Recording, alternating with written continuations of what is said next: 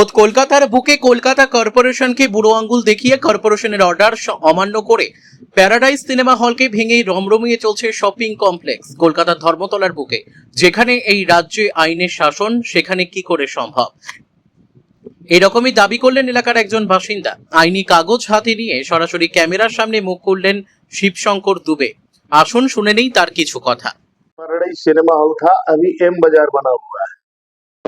एक आम नागरिक के तौर पर हमने किया था। यहाँ पर लोकेलिटी में रहते हैं, बगल में रहते हैं कि ये एक बैग कैसे बाजार हो गया।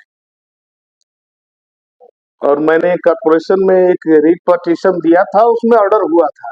उन्होंने बोला था कि जो है ये चेंज नहीं हुआ है, होगा भी नहीं। उसके बावजूद भी ये चीज कैसे हुआ है, वही ऑर्डर देखिए यहाँ पर है। आप जो है कैसे चल रहा है ये हमको मालूम नहीं है, यही हम जानना चाहते हैं। कॉर्पोरेशन तो हम गए थे, हमने किया था रिट पटिशन, तभी तो हमको के बाद हमने इन्फॉर्म किया उनको। उसके बाद तो हमको तो उसमें तो जवाब अभी तक जो है हमको मिला कि नहीं, हमने तो ये चीज नहीं किया है। आपका मेरा ऑर्डर में भी है, तो कैसे फिर चल रहा है वही हम जानना चाहते हैं।